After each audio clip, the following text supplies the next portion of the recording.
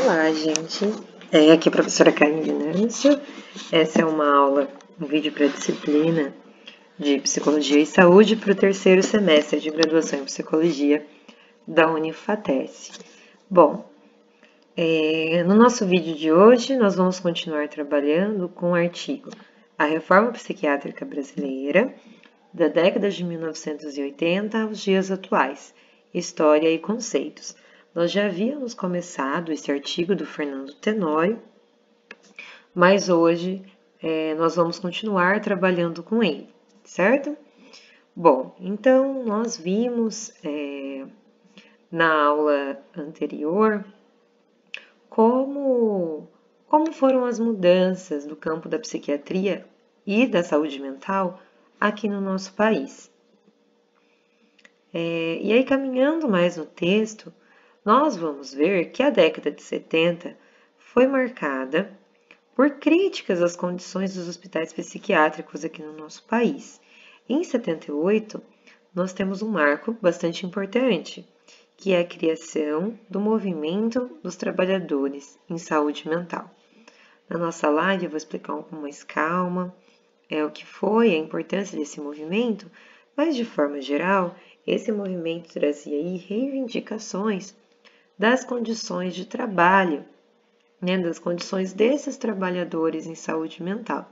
E esse movimento também foi muito importante para que fossem realizadas críticas às condições que os pacientes, que as pessoas que estavam ali internadas estavam muitas vezes sujeitas, e também às condições dos trabalhadores, Então, dos médicos, os psiquiatras, enfermeiros, enfermeiras, psicólogos e psicólogos, certo?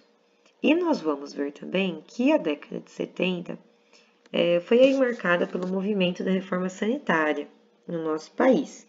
E, de forma geral, esse movimento influenciou, na verdade, trouxe mudanças para as compreensões de saúde, não só no campo da saúde mental, mas em um contexto mais geral também no nosso país. Mas, de forma resumida, a gente pode entender que esse movimento também contribuiu para que nós tivéssemos aí mudanças no campo da saúde mental aqui no nosso país, certo? E aí, caminhando um pouquinho mais, na década de 1980 aqui no nosso país, nós estudamos um pouquinho o que estava acontecendo ao redor do mundo nessa época, as experiências que aconteceram lá na Itália. E agora a gente está estudando com o Fernando Tenório algumas experiências, alguns acontecimentos que foram vivenciados aqui no nosso país. Então, no início da década de 80, nós já temos algumas mudanças aqui nos hospitais psiquiátricos, mas o autor vai nos destacar aí que essas mudanças elas ainda são mudanças pequenas, certo? Foram mudanças pontuais, porque elas mais buscaram, na verdade, formas de tentar humanizar os hospitais psiquiátricos do que contestaram a existência desses hospitais. Então, as ações, muitas vezes, visavam melhorar os hospitais, mas não buscavam, por exemplo, questionar tanto a existência, a necessidade de existência desses hospitais, ou então o fechamento desses hospitais, assim como foi na Itália. Então, a gente vai ver que lá na década de 80 na Itália, junto com o Basaglia, a gente já tem um importante movimento para que os hospitais psiquiátricos fossem fechados e que as noções, que as bases de compreensão de saúde mental fossem modificadas. Aqui, nós temos no nosso país algumas mudanças, já temos muita influência desse pensamento que percorre não só a Itália, mas a gente destaca a Itália porque influenciou muito aqui, mas aqui foi um pouquinho depois do que aconteceu na Itália, certo? As experiências que aconteceram na Itália foram utilizadas aqui, ou seja, ainda no início da década de 80, as mudanças aqui ainda eram bem pequenas, eram bem pontuais.